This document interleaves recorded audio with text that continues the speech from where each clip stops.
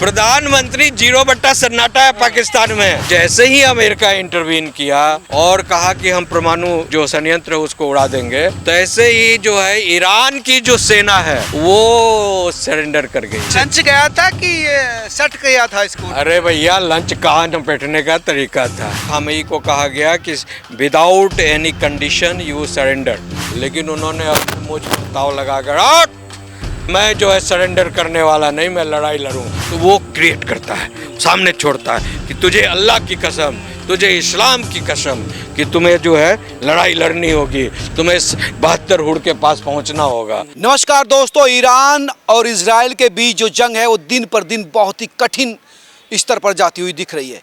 अब ट्रंप ने पाकिस्तानी जनरल आसिफ मुनीर के साथ जो लंच किया उसके बाद तो कई तरह की अफवाहें और कई तरह की चर्चाएं चल रही हैं। मेरे साथ बात करने के लिए सुप्रीम कोर्ट के एडवोकेट और इंटरनेशनल लेवल पर पीस एक्टिविस्ट ध्रुव मोदी जी है। ध्रुव जी, ये जो मामला बन रहा है, पक रहा है जो खिचड़ी, वो दिख क्या रहा है? ट्रंप की जो लंच पॉलिसी से बात करेंगे, वजह क्या थी इस लंच के पीछे? मुनीर को क्यों तवज्जो दी गई, वजह क्या है?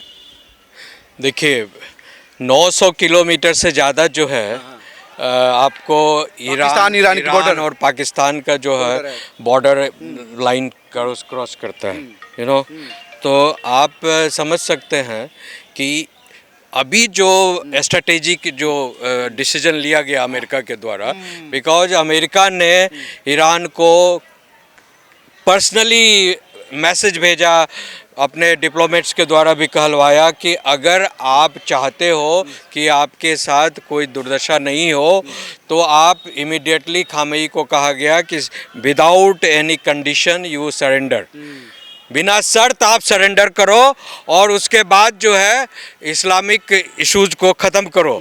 इस्लामिक फंडामेंटलिज्म नहीं चलेगा, बिकॉज अमेरिका चाहता है कि पूर्ण रूपेण से ईरान में फिर से जो है लोकतंत्र बहाली हो, डेमोक्रेटिक कंट्री में कन्वर्ट हो। बिकॉज 1974 के पहले वहाँ जो था राजतंत्र था और डेमोक्रेसी का जैसे नेपाल में हुआ करता था, उसी तरह वहाँ भी कंडीशन था और बहुत लोग जो है पूरी तरह खुश थे, पूरी आज़ादी से जीते थे। तेहरान का पढ़ाई लिखाई, सिनेमा, कल्चर बहुत ही हाई प्रोफाइल का हुआ करता नहीं थी। महिला बुर्खे में कैद अब उसके बाद जो इस्लामिक फंडामेंटलिस्ट जिसमें खामेनी जो था, सबसे अगुवाई किया था इसने, अब इतने सालों तक 40-42 सालों तक जो है लोग इस्लामिक टेररिज्म और इस्लामिक जो बंधन है उससे उब गए हैं। वहाँ के युवा जो है, अभी आप जानते होंगे थोड़ी दिन पहले कुछ वहाँ की महिलाओं ने जो है बुर्के के खिलाफ प्रदर्शन किया था। तो पूरी दुनिया में महिलाएं आज़ाद होना चाहती है और आज़ाद होकर जो अपने ढंग से जीना चाहती हैं, पूरे युवा अपने ढंग से जीना चाहते हैं। लेकिन ये जो इस्लामिक कंटरपंथ जो है पूरे विश्व को जो है खात्मे की नर्क में ले जा रहा है। या फिर अभी जो देखिए, मूल बात ये है कि जो पाकिस्तान कल की तारीख में कह रहा था कि हम ईरान के साथ स्टैंड होकर न्यूक्लियर बम लेकर जो है इजराइल पर अटैक करेंगे, इजराइल का नामो निशान मिटा देंगे, वही पाकिस्तान आज की तारीख में जब ट्रंप की लंच के बाद मेमियाने लगा नहीं जी, हम तो जो है ईरान के साथ कुछ करने नहीं जा रहे हैं, हम जो है अमेरिका और इजराइल के साथ खड़े हैं, समझे ना? क्यों हुआ ऐसा?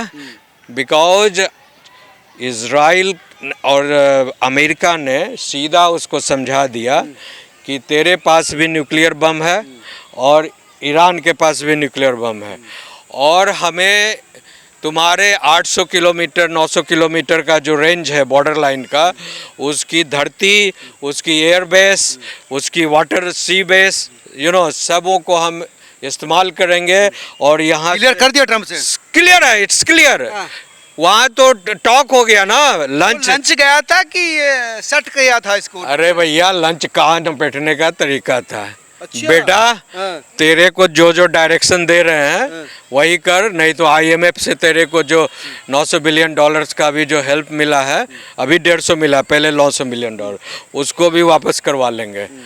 और हमारे साथ रहेगा तो इसी तरह जिंदा रहेगा, नहीं तो वरना नौकरी भी खतरे में पड़ हाँ और हाँ सही बोल रहे हैं आप, और तेरी नौकरी भी खतरे में है। कब लेकिन खाना लंच कहाँ कर पाया होगा? लंच तो बहाना था, बेसिकली तो उसको अपना बात मनवाना था। तो ट्रम्प ने कहा लंच बाद में करियो, पहले ये सब देख ले, पढ़ ले क्या क्या मुझे लंच का सामान बांध के ले जाओ। हाँ आप सही बोल रहे हो। अच्छा तो कि लंच जो है तो सामान जो है बांध कर अपने पटली में ले जाना पैक, हवाई जहाज में बैठकर खा लेना वहाँ पहुँचकर।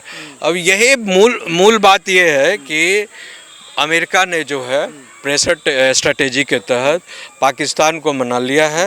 बिकॉज पाकिस्तान जो है, पाकिस्तान को मनाना, मुनीर को सेट करना, ये बता रहा है कि अब ट्रम्प भी इस फाइनल मूड में जो जिस तरह स्टेटमेंट कर रहा है कि खमई का इलाज करना है, खमई को ख़त्म करने के पीछे जो देखिए खमई के ख़त्म करने के पीछे एक ही बात है। मूल बात क्या है कि पूरी दुनिया जो है इस्लामिक जिहाद से तंग आ गई है, यू नो।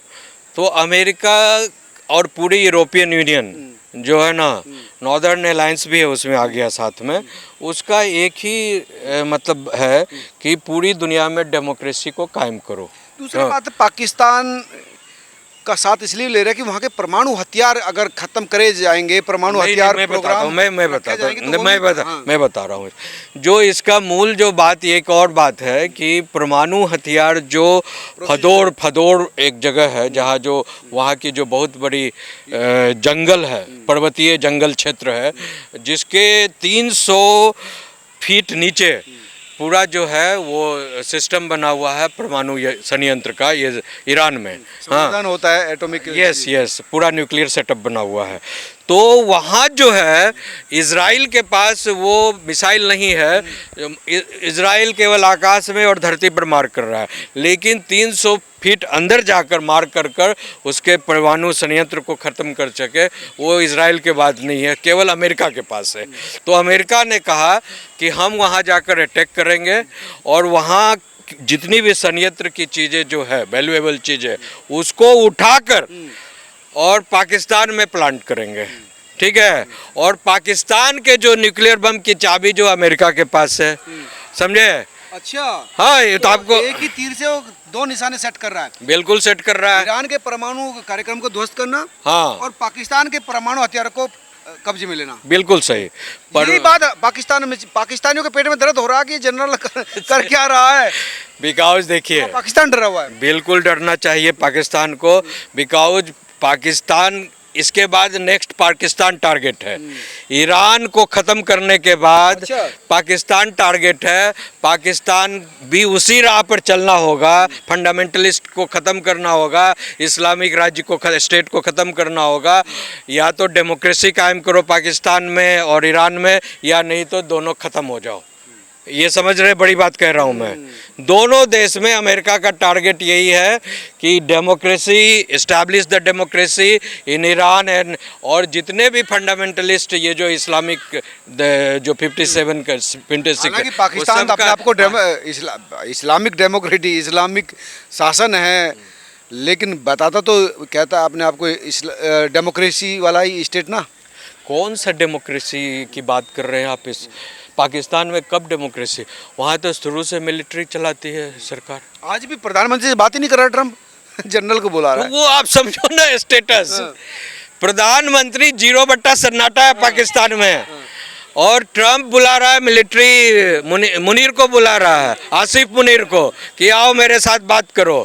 बिकॉज सारा चीज़ कंट्रोल में जो है मिलिट्री के कंट्रोल में है Pakistan, you know, the politics, the economy. Trump ने लंच पर खेल कर दिया, आप कह सकते हैं। ये बहुत बड़ा खेल हुआ है, और ये खेल जो है पूरे जो है न्यू वर्ल्ड ऑर्डर को क्रिएट करेगा, और जितने भी इस्लामिक कंट्रीज हैं दुनिया में सारे जो है नाकोबल से गिरेंगे। पाकिस्तान का इस्तेमाल, पाकिस्तान को पता भी होगा कि इस समय खमेनी कहाँ पर है, उसके जो वेपन्स है कहाँ कहाँ है, तो उसका इस्तेमाल और उसको सेटल करना, तो 900 किलोमीटर के दायरे को अपने कब्जे में लेना, तो ये समझो कि ईरान के लिए बड़ा खतरा पैदा हो गया। ईरान का कोई खतरा नहीं। ईरान को एक ही अभी खतरा है कि जो इस्लामिक फंडामेंटलिस्ट है वहाँ पर, उनको ख़त्म कर दिया जाएगा और वहाँ के जो पूर्व राजा थे उनके बेटे जो है पहलवी, रेजा पहलवी नाम है, तो रेजा पहलवी जो है वो अभी अगुवाई कर रहे हैं कि आप आइए और आप एयर स्ट्राइक से ये जितने भी इस्लामिक इंस्टीट्यूशंस जो बना हुआ है यहाँ पर दियों का उसको ख़त्म कीजिए, बाकी जो लोअर एंड ग्राउंड लेवल पर जो है हम उसको संभाल लेंगे। तो और वहाँ की जो जनता, सबसे बड़ी बात है कि ईरान के जो युवा वर्ग हैं, युवा लोग हैं, you know the male and female both, all are supporting the raja. Mister Pahlavi को सब सपोर्ट कर रहे हैं और कह रहे हैं कि आप जो है यहाँ जो है डेमोक्रेसी कायम कीजिए, हम आपकी जनता जो है, जनता जो विद्रोह कर गई है।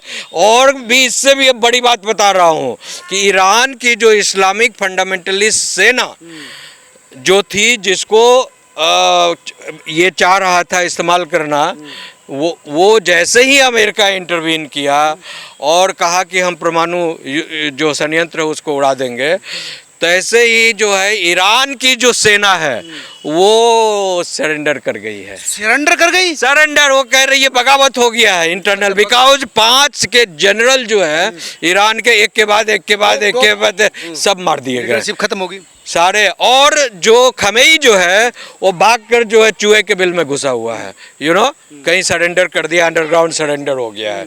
तो ऐसी परिस्थिति में आप समझ सकते हैं कि पूरा जो सिस्टम है टॉपसी टर्वी है, यू नो। तो कभी भी खमेई के खात्मे की खबर आ सकती है। Any time the somersault can take place, you know, और जो है रिकूप हो जाएगा। रिकूप का मतलब कह रहा है कि हम लड़ेंगे, इजराइल को खत्म करेंगे। नहीं, काहे का तू खत्म करेगा, तेरे पास है क्या?